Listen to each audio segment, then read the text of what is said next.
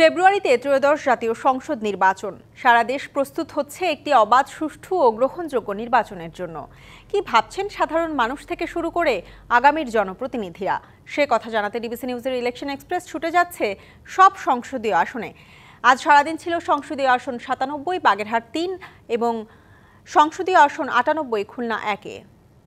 স্বাগত জানাচ্ছি CSRM DBC election এক্সপ্রেসে। আজ সারাদিন থাকবো বাগেরহাট ৩ এবং খুলনা ১ আসন। ভারপ্রাপ্ত চেয়ারম্যান জনাব তারেক রহমান যদি সরকার প্রধান হয়, এই পৌরসভাকে আমরা এই যে সমস্যাগুলি আছে এগুলো সমাধান করব। আমরা পর্যটন কর্পোরেশন, যাতে সুন্দরবনের এরিয়া আমার বাড়ি, যাতে পর্যটন কর্পোরেশন দিয়ে 3টা অন্তত পর্যটন পয়েন্ট আমরা তৈরি করতে পারি, এটা ব্যবস্থা করব। স্কুল, মাদ্রাসা, কলেজগুলি উন্নতি করার চেষ্টা করব। যে রাস্তাগুলি, ঘাটগুলি আছে সেগুলি আমরা পুনরায় নির্মাণ এবং নতুন করে নির্মাণ করার চেষ্টা করব। জনপদ মোরেলগঞ্জে 16টা ইউনিয়ন, শরণখোলা 20টি ইউনিয়ন এবং কচুয়ার 7টি ইউনিয়ন এবং একটি পৌরসভা 28টি ইউনিট নিয়ে আমরা যোগাযোগ ব্যবস্থার দিকে দৃষ্টি দিতে চাই। বিশেষ করে আমাদের আন্তঃ ইউনিয়ন, উপজেলা এবং জেলা সদরের সাথে সংযোগ রাস্তাগুলো আমরা নির্মাণ করতে চাই এবং বিশেষ করে কালভার্ট, ব্রিজগুলো আমরা সুসম্পন্ন করতে চাই।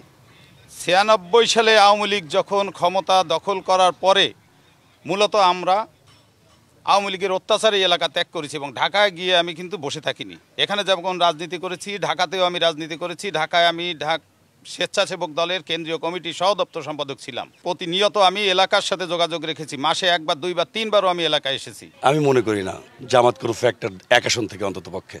যারা ছিল বিগত দিনে, যারা ছিল তারা এখন নাই। তাদের অপকর্মের কারণে গত 18 বছর 17 বছর ধরে তারা যে নির্যাতন করেছে, সাধারণ হিন্দু মুসলিম দিয়ে প্রত্যেকে ঘৃণা করে প্রত্যাখ্যান করেছে এখন আওয়ামী লীগকে।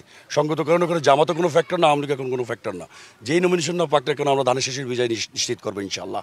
আমাদেরকে ডার্কে রাখা হয়েছিল, আমাদের চরিত্র হনন করা হয়েছে, মানুষের কাছে এমন কিছু বলা হয়েছে যে আদৌ জামাত ইসলামের সঙ্গে তার কোনো সম্পৃক্ত নেই। 5ই আগস্টের পর আমরা আমাদের এখানে যে সমস্ত ভাইরা আছে, বিশেষ করে সনাতন ধর্মাবলম্বীরা, আমাদের প্রতি অত্যন্ত প্লিজড এবং তার একটা বলেছে যে একটাই স্লোগান শুনিয়েছে যে সব দেখা শেষ, এবার জামাত ইসলামী বাংলাদেশ।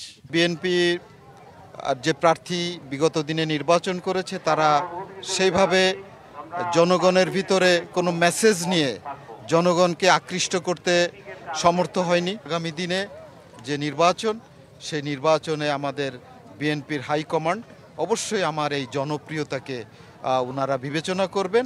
পরবর্তীতে আগামীকাল থাকছে খুলনা 2 এবং 3 আসন। সেখানে তুলে ধরার চেষ্টা করব বিভিন্ন রাজনৈতিক দলের সম্ভাবনাময় যে প্রার্থীরা, তারা আসলে কি ভাবছেন আগামী নির্বাচনের ক্ষেত্রে, সেসব বিষয়ের সঙ্গে থাকুন সিএসআরএম ডিবিসি ইলেকশন এক্সপ্রেসের।